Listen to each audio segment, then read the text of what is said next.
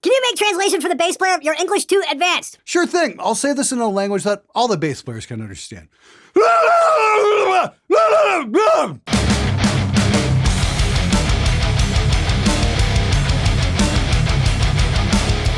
Hey everybody, welcome to SMG Viewers Comments, episode number 272. This is my show where I try to answer your comments and questions to the best of my ability. You guys got a question about recording, I'll be more than happy to answer it if I think it's cool and it can benefit the wider audience. And if you're new, don't be afraid to ask. We're all new at one point.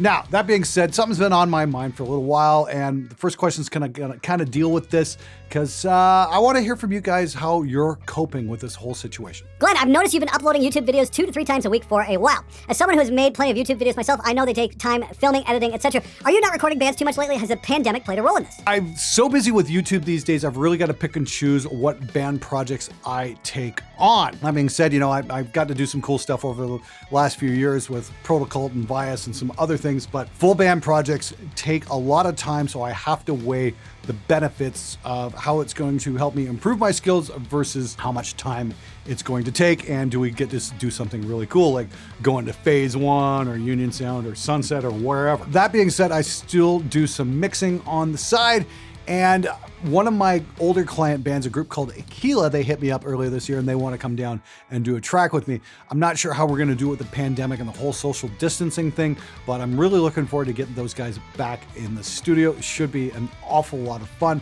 I'm just not sure when it's going to happen. Now, the pandemic thing, this is what's been the great damper on everything, and this is what I want to discuss. My big question is, how is everybody coping? Are you back to work? Are you still in lockdown? What do you do? How's your day-to-day going? And how are you holding up? I was doing pretty good at home in Windsor during the whole lockdown because I had my studio and, you know, I was there with my wife, and it was actually pretty cool because you guys, the audience, were absolutely amazing through all of this. I came down here to LA to do the ODR1 project, and we got some other things on the go that I can't tell you about quite yet, but all I can say is, yeah, they're pretty freaking amazing. You guys are gonna like what's coming from Lancaster. But here I am 3 months in, it's getting to be mid-September, and I am planning to drive home starting October the 1st because I haven't seen my wife in 3 months. And here I am up on the hill. I've got the place to myself every single night from 8 p.m. to about 11 a.m. And honestly, it's a little bit like solitary confinement, and it's starting to bum me out more than just a little bit. I'll watch Netflix every night and practice guitar runs, and that's about it, because everything that made LA fun is closed. It's not happening. You can't go see shows, can't go to the movies, and hanging out with people, it's basically, I'm risking my health to do it. So I think I've had enough of LA for the next little while. I'm gonna go home for a few months, go see my wife, and go back to my happy place, which is Spectre Sound Studios, and work from there because I just love the vibe in there and it's a lot of fun. It's not saying, you know, working on a great big SSL console back here isn't awesome. It really is. And Warren here, it's been incredibly gracious in opening up his studio and allowing me to work here. He's an awesome dude and a great friend. And I know I will miss him, but for my own mental well-being, I think I need to go home and see my wife. So that poses the question, how are you coping with the current pandemic situation? Are you working? Are you back in school? Are you still locked down in your home? I really want to know because I want to put this on viewers' comments and maybe share some of your stories because I know a lot of us are probably in the same boat. So please leave a comment below, share your story with us. I really want to know what's going on, and I promise I'm not going to get snarky in the next episode about it. I really want to hear how you're dealing with shit. I live in a place that has only 2 music stores and they carry a limited amount of stock. Yes, thank you for doing these videos because I can't just walk into a store and try this stuff out. I have to depend on YouTube or other opinions before I make a decision. Hey man, super happy to help out that way. Yes, please watch my review videos, especially if you're interested in buying a product. I mean, back when I was, here we go with the old, when I was your age story, but when I was your age, we had to rely on magazines, and I had stacks and stacks and stacks of magazines, like mix, recording, EQ, all that stuff. I loved Craig Anderton's columns in EQ magazine. Roger Nichols wrote some great stuff too. But that's the thing, a magazine can't really tell you that much other than some specs. You're certainly not going to be able to hear how something sounds, and that's why YouTube is so freaking awesome for this sort of thing. You can check out something, do I like the sound of this? Do I not like the sound of this? And the thing is, when you're too honest about a piece of gear that somebody already bought, they wind up hating you for it. Like a few guys who watched the Clark Technic video. Happy to help, guys. Hey, everybody, just going to cut in here for a sec, let you know we've only got a few days left on that double shot Chris Lipe lesson, empowering your voice and vocal recording. If you're a singer or you're a producer and you want to get better performances, Chris is the guy to learn from. He'll teach you how to push past your limits and get performances you never thought you were capable of. Now, this double shot course normally goes for $400, but we've got it on sale for $167 for a few more days. Grab it while you can. And if you're super ambitious, you can grab the pro version for $227, and you'll get a group call with Chris once every 3 weeks for the next 12 weeks, where you can update him on your progress and he can give you feedback. Super cool. Once again, that course is only available for a very limited time. Follow the links in the description below. Now back to the show. Question is, who the hell buys hardware anymore? Why is this a thing? Are you just a glutton for punishment? Go get one of the many killer plugins and you have as many of these damn things as you need. A guy at Analog Obsessions made a killer plugin of the Pultic and it's free. And that's right, totally free. Google it. Yeah, that's definitely worth checking out. It might be PC only, so proceed with caution if you're a Mac guy. That being said, I am working on a video about free plugins that work on both Mac and PC. I know a few of you Mac guys were upset with the video I did last year about free plugins because some of those plugins I mentioned were PC only. So I will do my due diligence this time around and try and make a video that's genuinely helpful to everybody in the pro audio metal community and not just the PC guys. Now, about the who the hell uses analog gear anymore? Actually, since I got that Cranborn unit, I've been using a lot more analog gear on my mixes and it is oh so much fun. And that's another video I'm gonna do. It's kind of like plugins versus hardware and just the kind of different results you can get, because the cool thing about hardware is you're twisting knobs and you might approach things differently than you will by looking at something with a screen.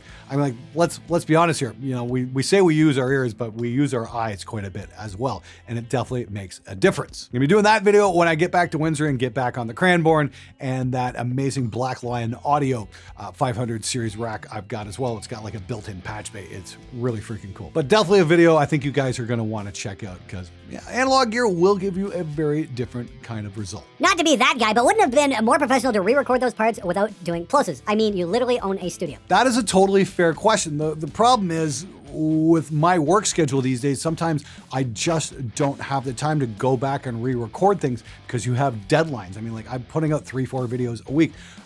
That project I was working on there for the cartoon, I did that for free. I was helping out a friend. I'll let you guys know when that cartoon comes out. I play a really angry mixing guy named Max Mixman. It's a lot of fun. And like I said, I was doing it for free. I mean, like, if it was a paid gig, I mean, like, obviously I'd probably go back and re-record it, but this is just kind of like, I needed to put a couple hours aside to get this done. It needs to get done quickly and get it the fuck out the door so that guy can move his project a little further down the field. That's the great thing about RX-8. It will find the plosives so I don't have to spend hours looking for them manually. That is a great way to use the technology. Hello, Glenn. Does this trick with low voltage work with other overdrives as well? Is it just a matter of voltage? Basically, what I'm asking is, this would be theoretically work if Power Tube Screamer with standard 5-volt USB charger, maybe modify a little, or other than that, great demo. Thanks, dude. I think what you're asking there is, does the dying battery trick work on other overdrive pedals? Yes. That's why it's a popular thing, the dying battery trick. I read somewhere the other day in passing, I can't remember exactly the source here, so this isn't a 100% reliable piece of information, but apparently Dan Electro makes some kind of a pedal power supply where you can drop the voltage getting to your pedals. So if you want to try it in the real world, you can do that and kind of replicate that tone over and over and over again. Pretty damn cool.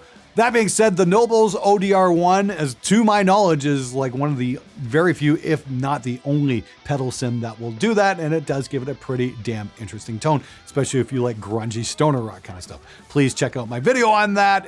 It's a really cool pedal sim.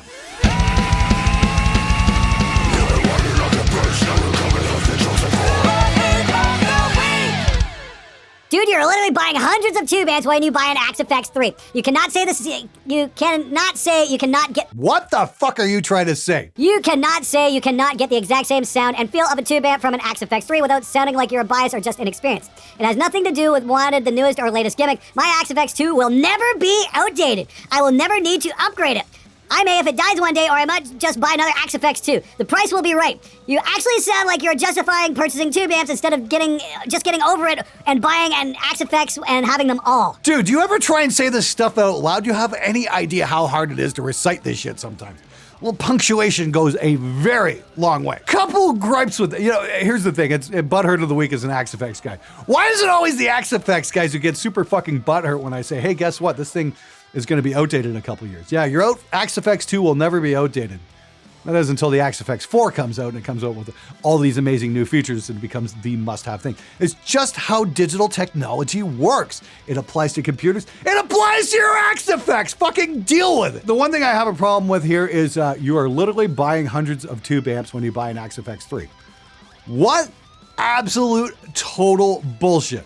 No, you're not literally buying hundreds of tube amps. Buying hundreds of tube amps would be literally buying hundreds of tube amps. You are buying literally hundreds of tube amp sims that will be outdated one day when the next best, greatest modeler comes along. So instead of getting an Axe FX, I don't know, check out some of the plugins these days because some of those sims are starting to get really good. But please, by all means, continue your quest for purchase validation about your Axe FX. I'm sure it makes you feel better. What's your view on Floyd Rose guitars?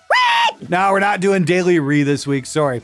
We did have a really good butthurt of the week, though. Thanks very much from the Axe FX fan club. It's always great hearing from you guys. Floyd Rose guitars, I've had a weird relationship with them. I mean, like, my 29 fret Washburn has a Floyd on it. You know, it was great. I loved it when I was a teenager. And then, you know, late 90s through the 2000s, and I got into serious recording. I got more away from the Floyds because I found you spent more time trying to get them in tune than you would recording them, kind of like Gibsons. But this year, Solar sent me that Flying V with that Floyd on it, and it was absolutely fucking incredible.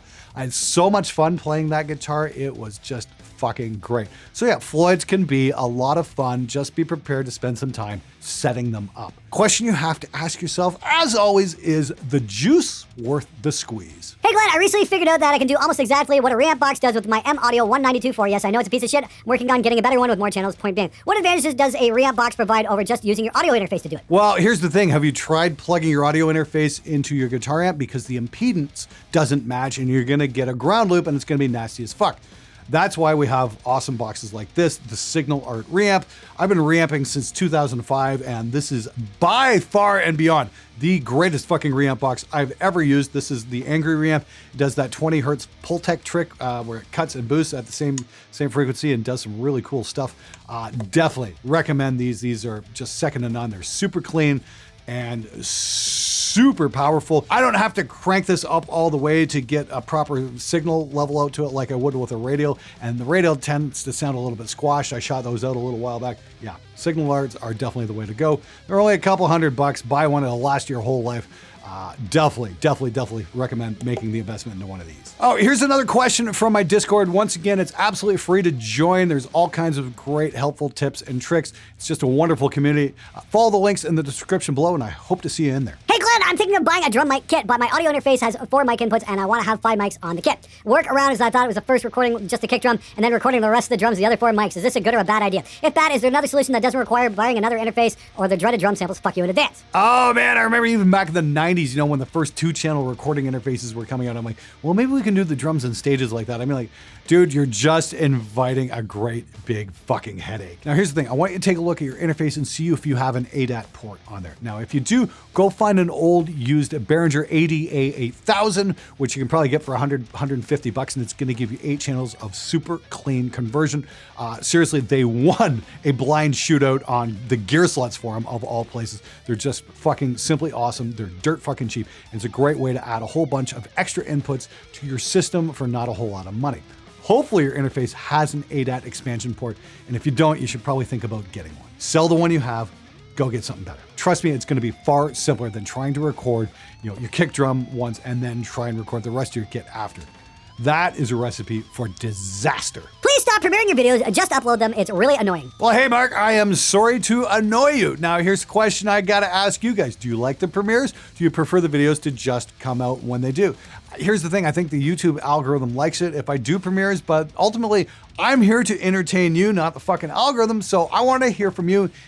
Leave a comment below. Do you like the premieres or not? Personally, I like hanging out with you guys and talking to people as the video goes. I think it kind of builds a community, but again, it really depends on what you guys have to say. Glenn, are you ever gonna meld your skills with anime or what? Well, I just did a voice for an online cartoon series that'll be coming out in a few weeks. Had a lot of fun doing that. So, hey, if anybody knows anybody at Funimation, they want like an obnoxiously loud character voice, I would love to audition at some point. Sure, why the hell not? I would totally be into that. And one of you guys said this somewhere, and I can't remember exactly where it was, but they'd love to see me doing one of the radio voices for the next Grand Theft Auto game, and I'm thinking, wow, wouldn't that be something cool? Now, is that something you guys would like to see? I absolutely love that game series. It's just phenomenal. I think it'd be an awful lot of fun. Hey, let me know in the comments below. I want to hear from you. Why a pop filter when it's an overhead that you're not directly speaking into? Oh, you're talking about this mic here.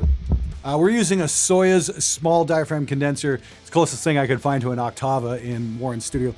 And we're using a pop filter because actually when I get a little shouty, it can get a little piffy, and we will get some plosives. Even though my voice is going this way, it still carries up this way, and I've noticed it farts out from time to time. So a little pop filter goes a long way. It costs almost nothing to do, and it's kind of your safety net. Glenn, I've decided that it's much more gratifying to record real drums. I used to only record real drums when I dabbled in sample replacement, and now I'm back, and I've got all these extra channels and mics that I could use, and I'm wondering if it's worth it to have a mix with hi-hat and ride mics, snare bottom, sub kick, etc., or do I stick with a single mic on all shows and pair of overheads? Thanks, and fuck you, Glenn. Well, Ben, if you've got the channels and you've got the mics, it certainly can't hurt. You don't necessarily have to put them in the final mix, but it's good to have options. The thing is, mic everything up to start and see what you wind up using. It's one of those things where you can never have too much, but you can definitely have too little. Good luck, dude. Hi, Glenn. The 10-year-old Mac I was using for my studio just fucked itself, and now I have to use it as an iPad. I'm wondering if you have any advice for what I can do with an iPad. Watch Pornhub. You can use your iPad to control something like an isotope Spire. You can do some 2-channel recording. Some of the USB interfaces will work with it. But generally, it's not the ideal recording platform. Unfortunately, I think you might have to break down and get a new system. Totally sucks, and Apple computers are not cheap. So I feel your pain, but I think you're gonna have to bite the bullet on this one. I wish you the absolute best of luck. Then again, if anybody has some suggestions for iPad-based recording solutions, please, I would love to hear from you. Leave a comment below. Maybe I can investigate some of these in a future episode. Glenn, need your help. In this video, you made a call to action and the SM57 craze. I've been desperately being on the hunt for Keith Merrill's tone. I can't seem to tell if it's purely post-EQ or the magic of the SM57 phases and its placement. Any idea? He seems to be able to get his tone out of multiple amp heads, sims, and pickup combinations, so I can't imagine those being the key. First and foremost, I would recommend watching Keith's channel and maybe asking him directly, because I can't speak for Keith. He's an amazing guitar player and an awesome dude, and I'm sure he'd be more than happy to answer your questions. Head on over to his channel. But I am going to speculate it might actually be the Pultec trick that he's using, like I showed that in a few weeks back. Says that, look for my video that says this rules on guitar. It's where you boost at 60 hertz and you cut at 60 hertz at the same time, and then you do a little 16 kilohertz lift as well. That could be a big deciding factor in his tone. It's a trick that's been used on a million different recordings, and it sounds freaking amazing. That might be just the thing you're looking for. Watch my video on it where I lay it all down and explain it to you. Good luck, dude. Hey Glenn, I just want to say I love your vids. I've been watching even before I picked up an instrument. My favorite video is probably how to not suck at metal bass. I'm a bass player and was wondering if in the next viewer's comments you could maybe explain how to become a better bass player, especially if you don't have any teachers or money to buy online lessons. I'm trying my hardest to progress as much as I can by myself and can play a lot of Metallica and Motorhead stuff, but when I'm trying to do original stuff, I don't think all my friends tell me I'm not bad, but they aren't the kind to be brutally honest. Love you, Glenn. Also, fuck you, Glenn. Now, if you don't have money for lessons, that's fine. I'm sure a lot of us are young and broke out there. I know I was broke when I was young as well. I could barely afford guitar strings. So I get the situation you're in. Fortunately, we've got YouTube. I'd say check out Nathan Navarro and Patrick Hunter. They're both really awesome dudes, as well as the absolutely incredible Eric Arco. He's been on the show numerous times. Absolutely incredible bass player. Maybe he could give you some advice for your particular niche. The other thing is, make sure you're practicing every night and make sure you're plugged into an amp when you practice so you can develop the necessary muting skills to keep your playing clean. But head on over to Eric Arco's channel and hit him up. He would definitely be my first choice for that. He's just fucking amazing. Hey Glenn, I find it interesting that you argue in this video that you need the right transformers to get that sound of an original piece of gear, but in your video on the Neve 1073 OPX, you argue the lack of transformer on the output stage wasn't an issue. These aren't apples to apples comparisons. The Pultec and Neve are high-end pieces of gear, whilst the Clark Technic is a very cheap outboard unit. Not trying to nitpick your logic too hard here, but I'd love to hear your take on it. One matters and the other doesn't. Also, maybe a good excuse to do a null test on the OPX versus a real Neve 1073. Not nitpicking at all. That's a very good question to bring up. So why am I saying you need the transformers for a Pultec versus you don't need them on the Neve 1073 OPX. There's a couple things here. First and foremost, with tube gear, you need to get the voltages on the tubes up. And in order to do that, you need some big honking transformers that can deliver that voltage. The transformers on the Clark were really fucking pathetic, and I doubt that those tubes are operating at the required voltage to get that particular sound. As evidenced by the back panel of the Pultec, you can see there's some really fucking massive transformers on that fucking thing, and that thing is operating really fucking hot. So there is that. The thing about the Neve stuff is it's solid state, so I don't know if you need to get those voltages up like you would. Now, that being said, I could be completely talking out of my ass here, so if anybody has some background in electrical theory, you know, hey, feel free to chime in and correct me. I love learning shit about this, so I'm not going to profess to have all the answers here. This is just speculation on my part. From what I understand, output transformers and faders allow you to load up those transformers a little bit harder. So you can get that kind of saturated sound on a mic pre. That being said, the sound of a mic pre isn't going to affect your sound anywhere nearly as much as an equalizer will. Mic pre's have varying degrees of flavor, but it's only that much of the sound, whereas an EQ, you're using it to fucking color the sound in a very, very non-subtle way.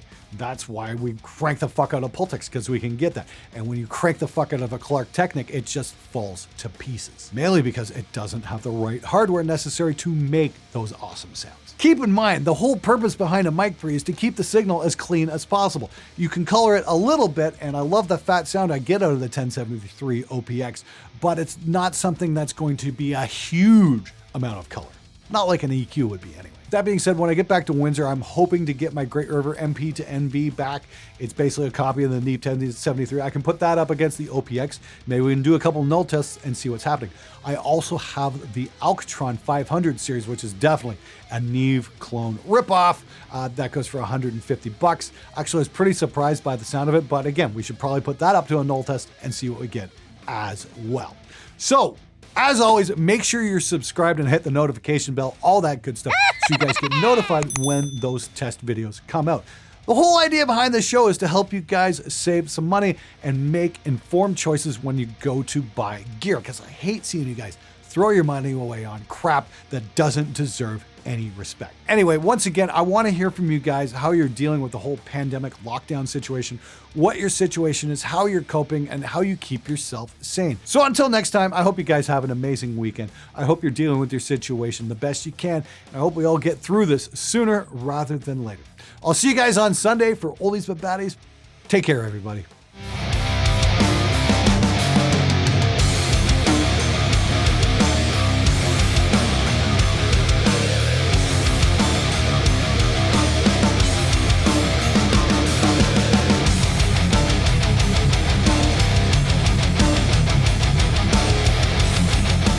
Sure. Let me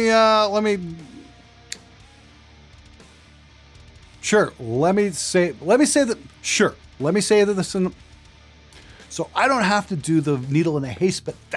Have an amazing, oh God. Hello, Glenn, does this trick work with, fuck. Hello, Glenn, does this trick work with low volt, what the fuck?